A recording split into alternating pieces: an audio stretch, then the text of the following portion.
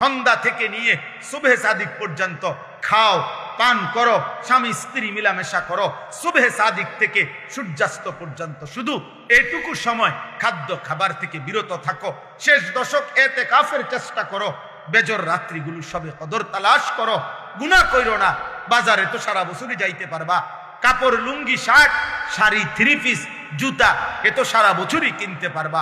একটা মাস আমি রহমত দেই, মাগফিরাত দেই, নাজাত দেই। একটা নেকিকে আমি 70 গুণ না, শুধু হাজার লক্ষ কোটি গুণ নেকি বাড়ায়া দেই। এত কিছু দিয়ে আমি চেয়েছি যেন আমার বান্দা জান্নাতি হয়, মুত্তাকি হয়। তুমি বান্দা কদর করো।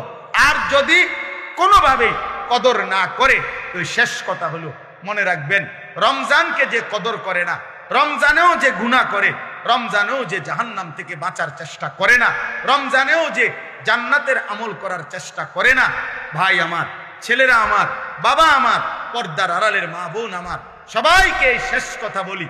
আল্লাহ রসুল বলছে, জিব্রাইল আইসা রমজানের শেষ দিন নবীজিকে আইসা বলে গেছে, ইয়া রাসূলুল্লাহ, এত বড় রমজান পেল, ইফতার, সাহারি, তারাবি, ইতিকাফ, শবে কদর, প্রতি ঘন্টা মিনিটে এত মাফ নেওয়ার সুযোগ থাকার পরেও যেই নাফরমান জাহান্নাম থেকে বাঁচার চেষ্টা করে নাই, গুনাহ থেকে আল্লাহর কাছে মাফ নেয় নাই, জান্নাতের জরুর আশা পূর্ণ করতে পারে নাই, আমল করতে পারে নাই, খোদার কসম নবীজি বলছে, জিব্রাইল আইসা বলছে, ইয়া রাসূলুল্লাহ, এমন নাফরমানের উপরে আল্লাহর লানত, আল্লাহর লানত, লানত, লানত। নবী বলছে আমিন, আমিন। মানে নবী বলছে, হ জিব্রাইল, আমিও বললাম, আল্লাহ এমন লানত আপনি কবুল করেন এই নাফরমান উম্মতের উপরে। আমি নবীরও লানত, যা তোর রূপে খোদার লানত করুক, যা। এত বড় রমজান তুই এখনো বিড়িয়ে খাস, এত বড় রমজান নাফরমান তুই আজও ওজনে কমে দেস। তোর কিস্তি শেষ হয় না, সুদে শেষ হয় না, তোর নর্তকী দেখাই শেষ হয় না, তোর উলঙ্গ ছবি দেখাই শেষ হয় না, তোর জিনা ব্যভিচারে শেষ হয় না।